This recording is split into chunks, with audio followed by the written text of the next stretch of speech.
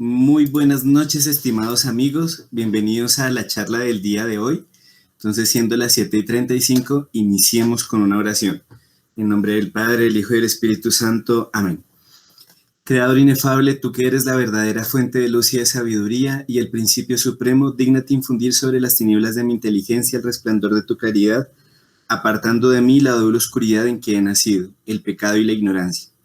Tú que haces elocuente la lengua de los niños, educa también la mía, infunde en mis labios la gracia de tu bendición. Dame agudeza para entender, capacidad para asimilar, método y facilidad para aprender, ingenio para interpretar y gracia copiosa para hablar. Dame acierto al empezar, dirección al progresar y perfección al acabar. Oh Señor, que eres verdadero Dios y hombre, que vives y reinas por los siglos de los siglos. Amén. Dios te salve María, llena eres de gracia, el Señor es contigo, bendita tú eres entre todas las mujeres y bendito es el fruto de tu vientre Jesús. Santa María, Madre de Dios, ruega por nosotros pecadores, ahora y en la hora de nuestra muerte. Amén. María, trono de la sabiduría, ruega por nosotros. En el nombre del Padre, y del Hijo, y del Espíritu Santo. Amén. Bueno, muy buenas noches de nuevo, estimados amigos. Entonces, recordemos que estamos viendo en el catecismo acerca de Dios en sí mismo. Hemos visto que es una verdad fundamental y comprobable que Dios ha creado el mundo, ¿sí? Pero ciertamente no podemos comprender a Dios, pues siendo infinito no puede abarcarlo nuestro limitado entendimiento, pero sí podemos llegar a conocerlo. Que de hecho el argumento ahí, o lo que hablamos en algún momento fue el tema de Aristóteles y la filosofía griega, cómo llegan al conocimiento de Dios, pero no llegan a entender ni a descubrir los misterios que se nos revelan por la religión revelada. Después, acerca de las pruebas de la existencia de Dios, vimos la primera por la existencia del mundo, la segunda acerca de los seres contingentes y el ser necesario. Vimos un video donde se hablaron diferentes temas importantes. Georges Lemaitre, ¿alguien se acuerda quién era el señor Jorge Lemaitre o Lemaitre? El sacerdote de la teoría que propuso la teoría del Big Bang. Exacto, el sacerdote que propuso la teoría del Big Bang. Después, en ese video, que de hecho fue una discusión que tuvo un youtuber con un ateo, se propuso este principio de natura non facit saltum, que es lo que el problema que se encuentra en la teoría que dice que pues todo ha venido evolucionando, pero siempre hace falta un eslabón entre cada salto. También se explicó el tema del mal versus el libre albedrío, ¿sí? Y después vimos una de los argumentos que era que si Dios no existe, todo está permitido, ¿sí? Que era como un argumento de orden moral. Después vimos la tercera prueba porque el mundo no es eterno, ¿sí? Entonces ahí vimos que el mundo tuvo un comienzo y de hecho también citamos a los filósofos griegos. Y después de eso, bueno, lo último que hablamos hace 8 días fue este libro de los problemas del ateísmo de Claude Tresmontaut y el misterio de nuestro Señor Jesucristo de Monseñor Lefebvre. No recuerdo por qué fue que terminamos hablando de este libro de Monseñor. Ya me acordé, porque es como una especie de explicación mística de unos temas teológicos que son bien complicados, pero Monseñor lo hace fácil de entender con ese libro. Entonces, en este momento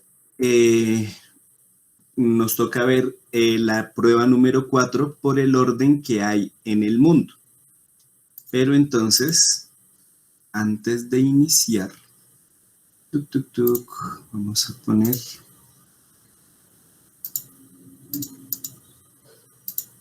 A ver, aquí, ¿qué pasó?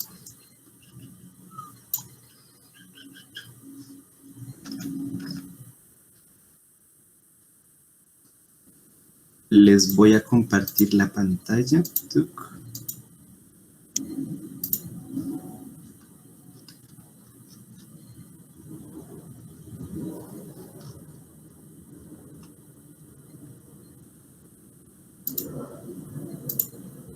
Listo.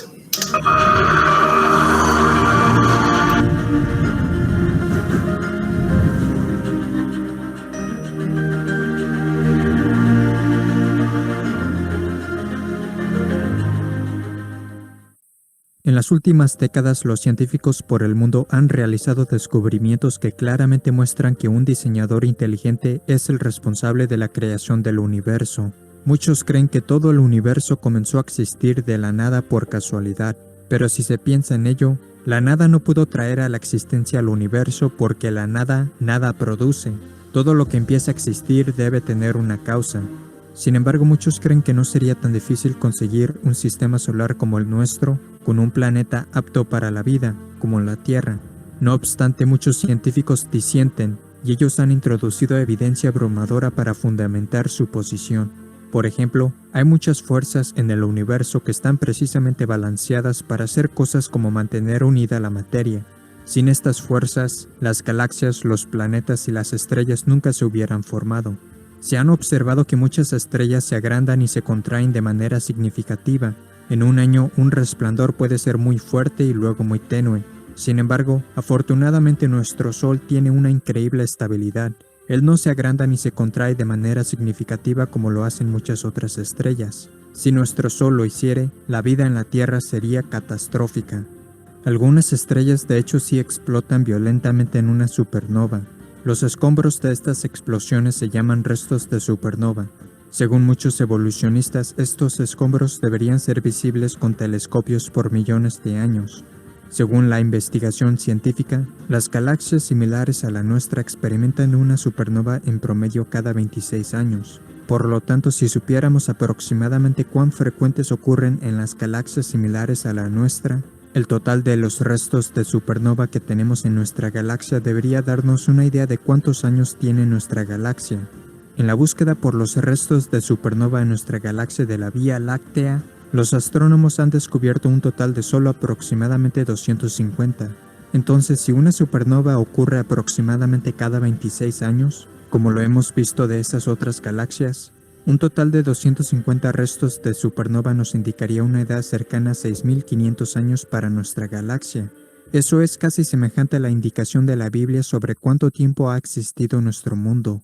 Un número tan pequeño de restos de supernova señala una galaxia muy joven, definitivamente no millones o 1.000 millones de años, sino miles de años.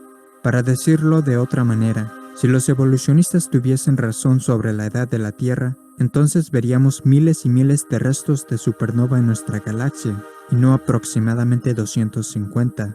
Para que podamos existir en la Tierra, nuestro Sol debía ser una estrella con la masa exacta y temperatura correcta, ni muy caliente ni muy fría.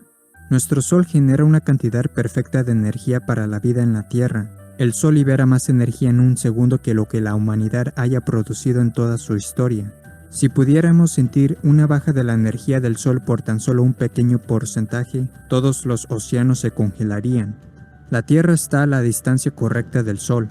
Si la Tierra estuviera un poco más cerca al Sol o un poco más alejada, o sería demasiado caliente o demasiado fría para que la vida exista. Además, el tamaño de la Tierra es correcto, ni muy grande ni muy pequeña. También afortunadamente tenemos la Luna de un tamaño correcto, la principal responsable para regular las mareas de la Tierra. Estos son solo unos pocos ejemplos de una lista larga de factores que necesitan ser justamente los correctos, ambos a nivel cósmico y a nivel local de la Tierra, para tener una Tierra que pueda sustentar la vida. En muchos casos, si se alteran incluso levemente estos factores precisamente equilibrados, la vida sería imposible en la Tierra. Muchas formas diferentes de vida en la Tierra son completamente dependientes entre sí. Ejemplos de ello serían los insectos y las plantas, tales como las abejas y las plantas con polen. Si las plantas o las abejas evolucionaran una antes que la otra, ellas nunca hubieran sobrevivido. Por lo tanto, las dos tuvieron que comenzar a existir al mismo tiempo. Las cuencas oceánicas y la atmósfera de la Tierra tienen justamente la correcta y equilibrada mezcla de gases. Si estos gases cambiaran de cualquier manera, la vida animal y vegetal en la Tierra moriría. Los evolucionistas no tienen ninguna explicación del por qué la Tierra, a diferencia de otros planetas, tiene una increíble cantidad de agua. También tenemos un planeta que es rico en oxígeno. Si nuestro actual nivel de oxígeno de 21% fuera unos porcentajes más, nuestra atmósfera podría llegar a ser totalmente inestable y explosiva. La Tierra tiene un campo magnético, sin el cual el viento solar arrasaría nuestra atmósfera. La atmósfera de la Tierra bloquea la luz solar dañina, mientras que al mismo tiempo permite la luz que es útil para la vida. Las plantas requieren de grandes cantidades de luz solar para existir, y la luz del sol es de lejos la fuente más rica para que un ser humano consiga la vitamina D. Cuando la luz solar toca la piel, el cuerpo produce la vitamina D. Una falta de vitamina D ha estado directamente relacionada con muchos problemas de salud. También ocurre que la atmósfera de la Tierra es transparente. La conveniencia de esto es que nos permite ver a los otros planetas, estrellas y cosas tales como los eclipses. Un eclipse solar total solo es posible porque el Sol es 400 veces más grande que la Luna y está aproximadamente 400 veces más lejos de la Tierra. El resultado es que durante un eclipse solar total visto desde la Tierra, el Sol y la Luna se ven del mismo tamaño, creando una coincidencia perfecta. Y a estos eclipses totales de Sol se debe el que hayamos podido hacer descubrimientos científicos que de otro modo nunca se podrían haber hecho. Los evolucionistas creen que el Sol, la Tierra y la Luna se formaron cuando nuestro sistema solar empezó a existir aproximadamente hace 4,5 mil millones de años, pero cada año la Luna se está alejando más y más de la Tierra, por lo que si la Luna estuviese demasiado lejos o muy cerca de la Tierra, en el momento en que los humanos existieron, los observadores en la Tierra nunca hubieran visto el evento de un eclipse total de Sol. Por tanto, según los evolucionistas, el espectáculo increíble de un eclipse total de Sol solo podría ser visto en un breve periodo de tiempo en la existencia del sistema solar. ¿No es interesante que la humanidad haya comenzado a existir en la Tierra durante el mismo periodo de tiempo cuando podemos presenciar el evento de un eclipse total de Sol? Otro problema mayor para los evolucionistas es que la Luna habría estado demasiado cerca de la Tierra en el pasado. De hecho, la Luna habría estado tan cerca que habría golpeado la Tierra en mucho menos tiempo que hace 4,5 mil millones de años. Los evolucionistas afirman que nuestro sistema solar surgió de una nube de un remolino de polvo. Por lo tanto, la composición de los distintos planetas y su temperatura deberían ser similares entre sí, pero no lo son. Aquellos que adhieren a la teoría del Big Bang en realidad creen que toda la materia en el universo estaba originalmente concentrada en algo más pequeño que la cabeza de un alfiler. Luego explotó, se expandió y salió el sistema ordenado de cosas que vemos hoy. Sin embargo, hay grandes problemas con la teoría del Big Bang. En primer lugar, si toda la masa del universo está concentrada en algo mucho más pequeño que la cabeza de un alfiler, entonces habría tanta gravedad en ella de modo que nada se escaparía. En segundo lugar, las explosiones no producen el orden, sino que lo destruyen, por lo que sería imposible que de una explosión surgiera un sinnúmero de cosas ordenadas. Otra dificultad es que si del Big Bang estalló todo, los planetas y las lunas deberían girar en la misma dirección en base a una ley llamada la conservación del momento angular, pero tenemos lunas y planetas girando hacia adelante y hacia atrás. Los evolucionistas estiman que los cometas tienen 1.000 millones de años. Los cometas a menudo chocan con los planetas y el Sol. También se les llama bolas de nieve sucia porque una parte significante de un cometa está hecho de hielo. Cuando los cometas viajan en el espacio y se mueven más cerca al Sol, ellos van perdiendo masa a la vez que se van quemando por el Sol. Por tanto, los cometas solo podrían durar quizás unos 10.000 años antes de que todos ellos se quemen. También otras cosas que pueden durar unos 10.000 años son el tejido blando, las células sanguíneas y el ADN. No obstante, todas estas cosas se han descubierto recientemente en huesos de dinosaurio. Esto muestra que los dinosaurios existieron hace miles de años, no hace 65 millones de años, como dicen los evolucionistas. Otro gran problema para los evolucionistas es el actual número de la población humana de la Tierra de 7,3 mil millones. ¿Cuánto tiempo se tardaría en ir desde 2 personas a 7,3 mil millones de humanos? En realidad no tomaría tanto tiempo. La más alta en 1963. Estamos con 2 humanos. La respuesta ha estado en la Tierra significativamente más que 1.100 años. ¿Por qué no tenemos un número mucho más elevado de personas en la Tierra? Además, ¿dónde están todos los huesos o tumbas? Considerando que casi todos los pueblos a lo largo de la historia han enterrado a los muertos. Algunos quizás puedan tratar de convencerse a sí mismos de que para conseguir un planeta muy especial como la Tierra, solo fue un accidente, que todo ocurrió exactamente de la manera correcta. Pero incluso si alguien creyera en esto, ¿cómo empezaría la vida en la Tierra cuando es un hecho ineludible que la vida no puede venir de la no vida? Todos los seres vivos en la Tierra se componen de células. Entonces, ¿cuáles son las posibilidades de que una primera célula pudiera haberse formado accidentalmente?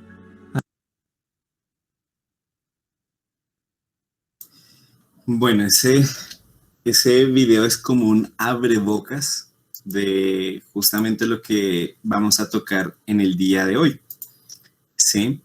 Entonces, a propósito, lo busqué, me pareció muy interesante porque es un video que muestra el orden que hay en el mundo, ¿sí? Y de pronto algunas personas que no se hayan sumergido en el estudio de la biología, con este video van conociendo unos argumentos que son difíciles de poder explicar con respecto a toda la teoría que quiere negar la existencia de Dios y que el mundo se hizo por azar, ¿sí?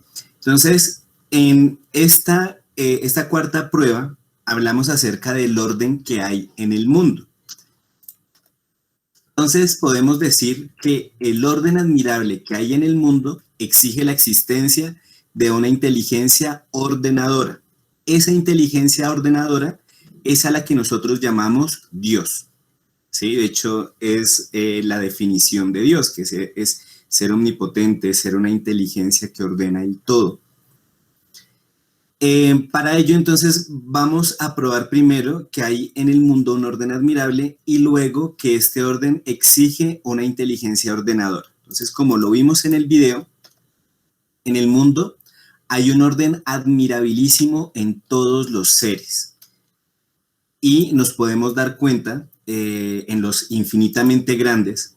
En el video, de hecho, vimos que millones de astros de una mole gigantesca atraviesan el espacio a unas velocidades fantásticas y sus órbitas se entrecruzan en diferentes puntos, pero sus movimientos están regidos por un orden y una disposición tan admirable que jamás hay un choque entre ellos, ¿sí? ¿Cuántas veces no se anuncia que el planeta Tierra está cruzando por la órbita de un meteorito, de un asteroide que es casi del mismo tamaño? Y son noticias que se vienen anunciando desde el año 2000, cuando, pues no sé, me imagino que es por la capacidad de los telescopios y la capacidad de prever ese tipo de acontecimientos. Pero hasta el momento no han pasado, ¿sí? No ha habido ese choque. ¿Y cuántas veces han anunciado sabios científicos un choque y un consiguiente cataclismo y se ha fallado en este pronóstico? Es más, en el mismo video vimos cómo el tema del argumento de las supernovas, los restos de las supernovas que se manifiestan en el planeta Tierra.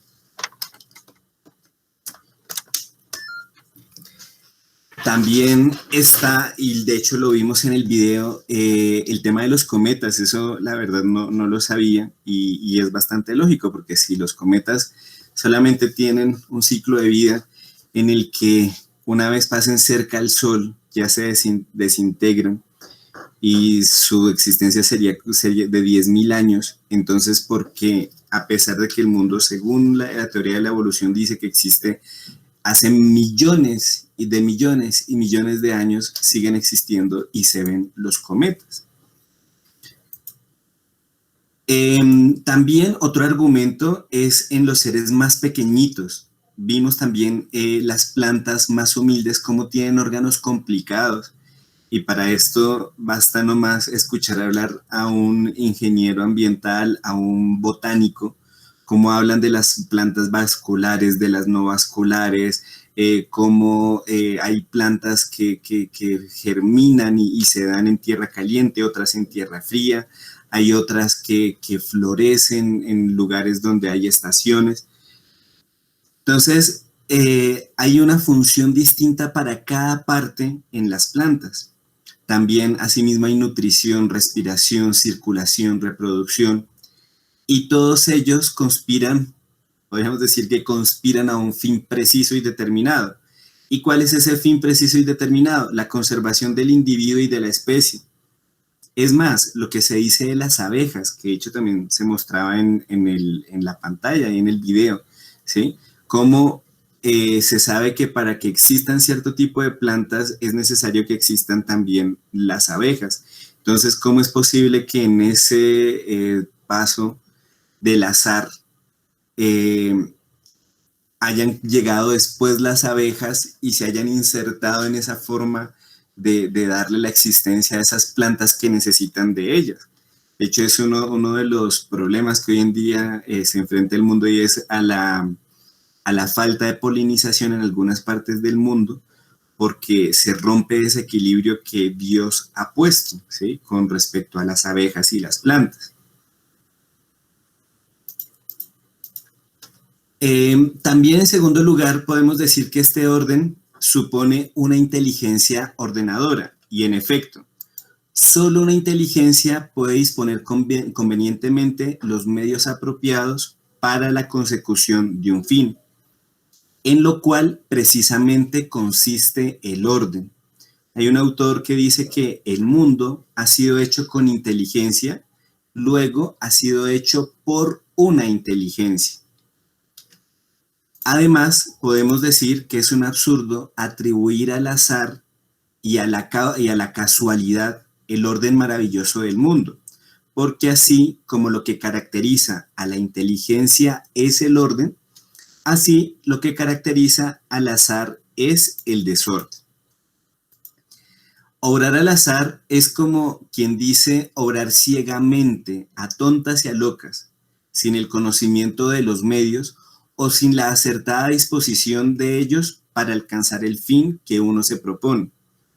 Es como si uno se vendara los ojos y uno, con los ojos vendados, arrancase a caminar por un bosque y dice: voy a llegar al punto que me propongo solamente por caminar, y al azar voy a llegar allá, a ese lugar, a ese fin, a ese objetivo que me propongo. Para entender que el orden prodigioso del mundo es la obra ciega y caprichosa del azar, es un absurdo y es una ridiculez. Sería ridículo pretender que al tirar las 12 letras de la palabra inteligencia cayeran todas en línea recta y en el orden debido para la formación de la palabra. Mayor ridículo es pretender que esto sucediera cada vez que se tiraran. Pero el absurdo llegaría al colmo si se pretendiera explicar de esa manera el orden de las millones de letras que hay que componen los libros. ¿Sí? Es como si yo con un conjunto de letras las tirara al azar en un Word, o sea, empezase a teclear, sin darme cuenta de cuál letra estoy oprimiendo, y terminase escribiendo un libro perfecto. ¿Mm? Y sin que hubiera intervenido en ello lo más mínimo de una inteligencia que ordene el teclado de una computadora. Entonces, mucho más absurdo es admitir que el mundo se hizo por el acaso, por el azar, porque el orden que hay en él es inmensamente más complicado que el de un libro, y un orden que en millones de años no ha fallado una sola vez. Bueno, hablemos de miles de años, no ha fallado una sola vez. Entonces, podríamos decir que la conclusión es que el orden admirabilísimo que hay en el mundo es una prueba de la existencia de una inteligencia ordenadora, ¿sí? Y esa inteligencia ordenadora es a quien nosotros llamamos Dios. Por otro lado, quiero presentarles también un científico que de hecho es tradicionalista. Aquí está. Entonces, este científico es el profesor Raúl Leguizamón. De hecho, aquí está en un programa que para algunos de los asistentes al grupo es conocido. Es un programa que se llamó Lágrimas en la lluvia, que lo dirigía nuestro amigo el periodista Juan Manuel de Prada y al que era muy invitado el doctor Miguel Ayuso. Entonces, hay un programa que dedican al evolucionismo, pero es genial, es genial, es genial. Y la forma en que funciona este programa es que primero es como una especie de cineforo. Primero ven una película y después de ver la película, entonces empiezan a disertar sobre el tema que les toca en cuestión. Entonces aquí quiero ponerles un poco de lo que es este video.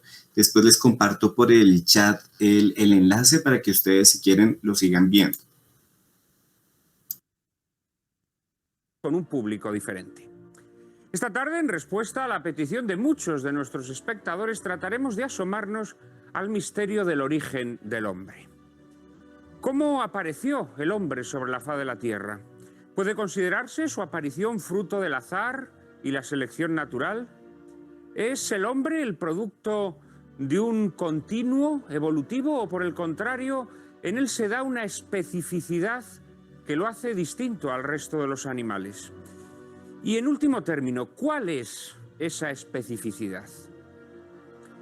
Lo específico del hombre está en que mientras el animal solo puede conocer y apetecer las cosas a partir de estímulos externos que le arrancan una respuesta instintiva, el hombre puede dominar una reacción y hacerse cuestión de qué es aquello que lo solicita obrar. Puede negar la respuesta y empezar a indagar qué es aquella cosa.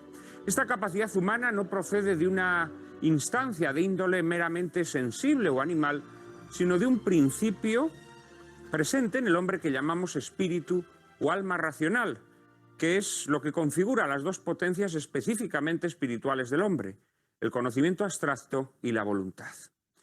¿Puede esta realidad espiritual del hombre ser fruto de la mera evolución o requiere una intervención divina? En su hermoso ensayo, El hombre eterno, Chesterton nos invita a entrar en alguna de las cavernas que habitaron nuestros antepasados allá en la noche de los tiempos. Lo que encontramos en dichas cavernas, unas pinturas rupestres realizadas no solo por la mano del hombre, sino por la mano de un verdadero artista, nunca lo habría podido concebir ni realizar un animal.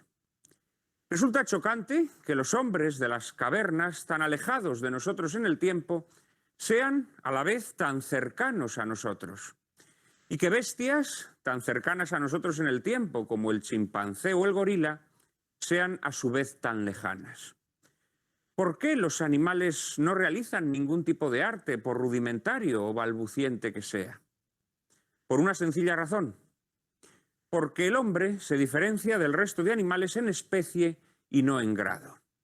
Suena a perogrullada que el hombre primitivo dibujara un mono en las paredes de una caverna, mientras que tomaríamos a broma que nos dijeran que el mono más inteligente había dibujado a un hombre.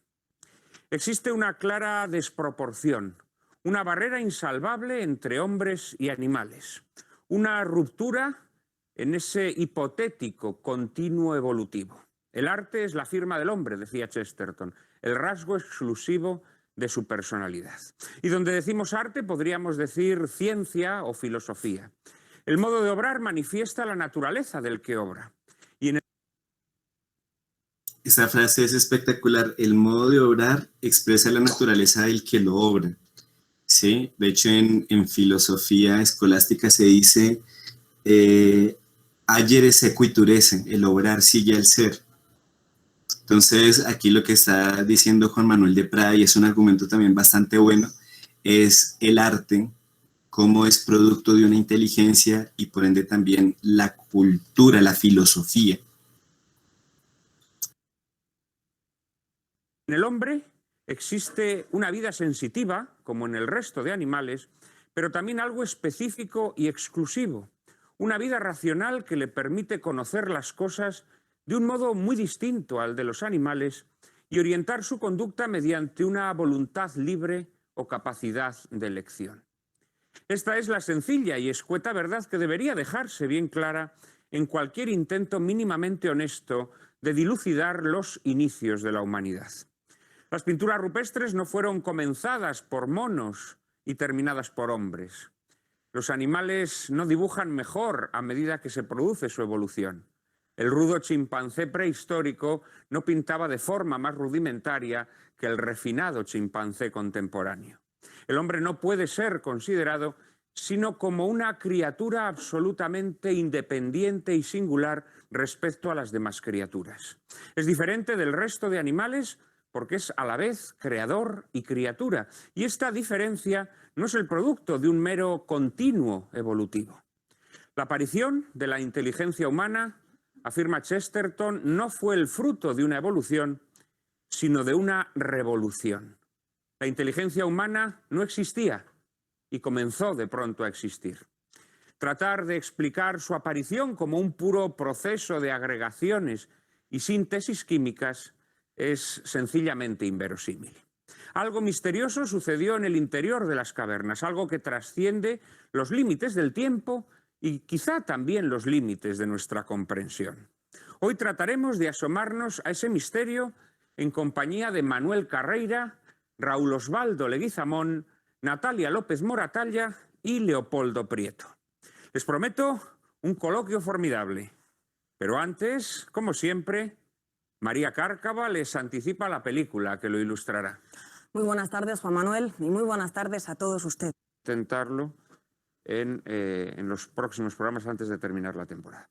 Hoy contamos con 4 invitados de excepción, a 2 de ellos además los conocen ustedes bien. Acá quiero sobre todo es que escuchen los nombres de los autores y que se den cuenta que son personas científicas, que no son personas que solamente se dejan llevar por una fe meramente sensible, sino que son personas que sustentan estas teorías a partir de sus estudios científicos, ¿sí? Entonces, vamos a escuchar ahí la hoja de vida del profesor Raúl Leguizamón y del padre, se me fue el nombre ahora, el apellido, pero lo van a escuchar. Los aprecian extraordinariamente y muy repetidamente nos han pedido que volviesen por el plato de lágrimas en la lluvia. Estoy seguro que nuevamente les van a deslumbrar, como lo harán también nuestras 2 incorporaciones. Una de ellas, además, es una incorporación transatlántica. Se trata de Raúl Osvaldo Leguizamón. Es médico, ha realizado su especialidad, anatomía patológica, en las universidades de Emory y Minnesota, de Estados Unidos, y cursado estudios avanzados de patología en la Universidad Juntendo de Tokio. Catedrático de anatomía patológica y de histología, embriología y genética de la Universidad Nacional de Córdoba, en la actualidad es profesor de Filosofía y Ciencia en la Universidad Autónoma de Guadalajara, México. Dedicado al estudio de la teoría de la evolución, es autor de obras como las que tengo entre mis manos: Y el mono se convirtió en hombre, Fósiles polémicos o La ciencia contra la fe. Querido Raúl, muchísimas gracias por estar con nosotros esta tarde. Gracias especiales, dado que has venido nada más y nada menos que de Guadalajara, México, para poder participar en este programa. Muchas gracias también a la Universidad Autónoma de Guadalajara, que te ha permitido hacer este viaje. Gracias a ti, Juan Manuel. Me siento muy honrado de estar acá en la Madre Patria y estar en tu programa. Pues para nosotros es un inmenso placer y un gran honor. Como lo es volver a acoger en nuestro plató a una persona muy querida por quienes hacemos lágrimas en la lluvia. Se trata de Leopoldo Prieto, es licenciado en Derecho por la Universidad de Granada y licenciado en Teología Dogmática y doctor en Filosofía por el Ateneo Pontificio Regina Apostolorum de Roma. Ordenado sacerdote en Roma en 2001, ha ejercido su ministerio pastoral y académico en Alemania, Chile e Italia. Desde 2008 es profesor en la Facultad de Filosofía de la Universidad Eclesiástica San Dámaso. Es autor de una obra que ya tuvimos la oportunidad de presentar aquí y que muy fervorosamente les invito a que la lean: El hombre y el animal, nuevas fronteras de la antropología. Querido Leopoldo, muchísimas gracias por atender nuevamente nuestra petición. Gracias a vosotros por invitarme. Buenas tardes. Nuestro tercer invitado, pues francamente yo creo que es una de las personas más solicitadas por los espectadores de Lágrimas en la Lluvia. Se trata de Manuel Carreira, de la Compañía de Jesús. Es licenciado en Filosofía por la Universidad de Comillas y en Teología por la Universidad Loyola de Chicago. Doctor en Física por la Universidad Católica de Washington. Ha sido profesor de Astronomía en las universidades de Washington y Cleveland y de Filosofía de la Naturaleza en Comillas. Autor de obras como Metafísica de la Materia, ha sido miembro del Observatorio Astronómico Vaticano y colaborado en proyectos como asesor de la Agencia Espacial de los Estados Unidos.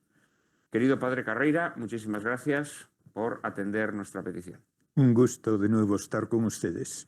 Muchísimas gracias. Y cierra este cuarteto de ases, una persona que también teníamos muchas ganas de traer a nuestro programa y que estoy seguro que a todos ustedes gustará extraordinariamente.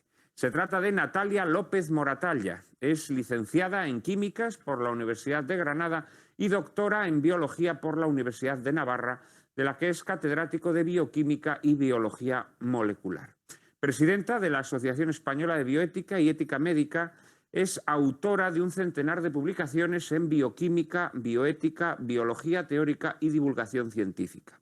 Entre sus obras merecen citarse Los 15 primeros días de cada vida humana, Repensar la ciencia, Cuestiones de evolución humana o La dinámica de la evolución biológica, entre otras. Querida Natalia, muchísimas gracias también por acudir a nuestra llamada. Muchísimas gracias. Bueno, ustedes dirán, Mauricio, pero eso qué tiene que ver con la charla que hoy nos tenía que dar sobre esta prueba de la existencia de Dios, la cuarta prueba.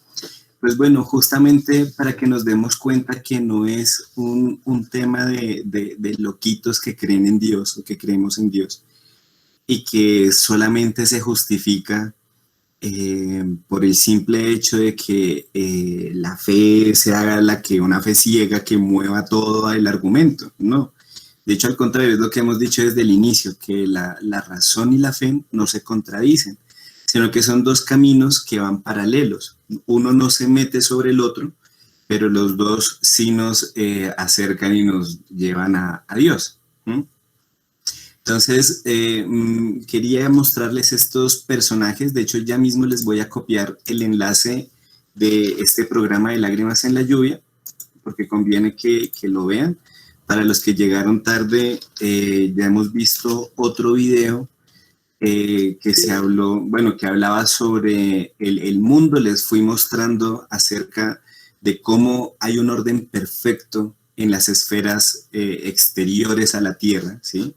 En esos piedrones que llamamos planetas y astros.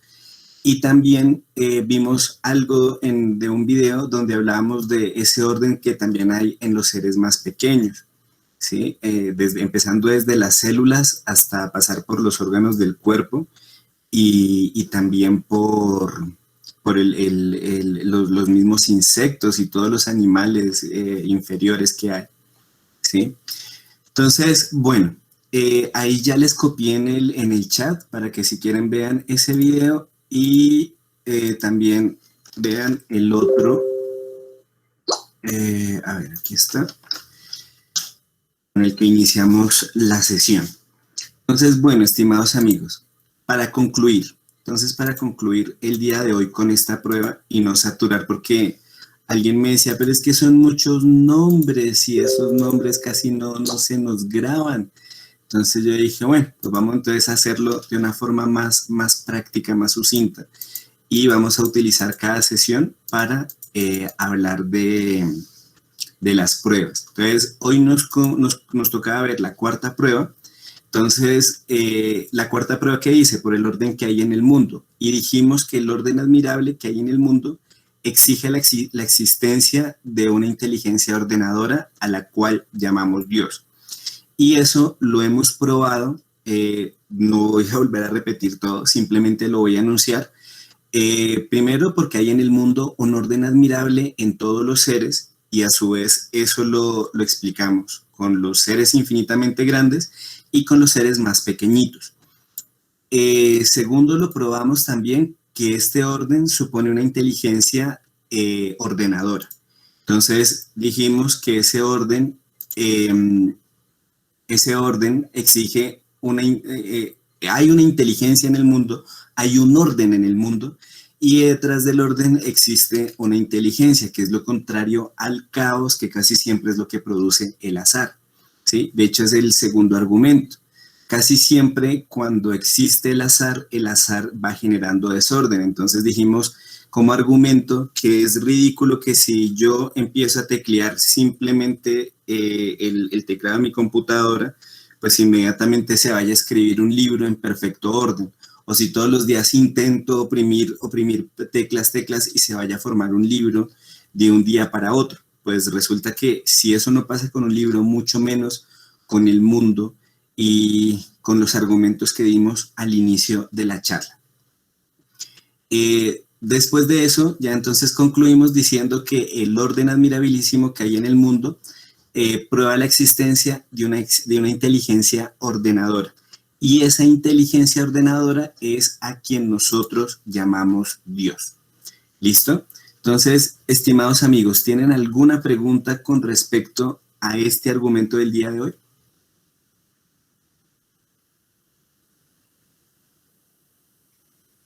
Bueno, pues en vista de que no hay preguntas, entonces recemos y ya demos por terminada la sesión del día de hoy. ¿Listo? En el nombre del Padre, y del Hijo, y del Espíritu Santo. Amén. Dios te salve María, llena eres de gracia, el Señor es contigo, bendita tú eres entre todas las mujeres y bendito es el fruto de tu vientre Jesús. Santa María, Madre de Dios, ruega por nosotros pecadores, ahora y en la hora de nuestra muerte. Amén. María, trono de la sabiduría, ruega por nosotros. En el nombre del Padre, y del Hijo, y del Espíritu Santo. Amén. Estimados amigos, muy buenas noches, y ahí les dejo los enlaces para que se entretengan observando profundizando las explicaciones que dimos al inicio de la charla. Entonces, bueno, un abrazo y que estén muy bien. Feliz noche.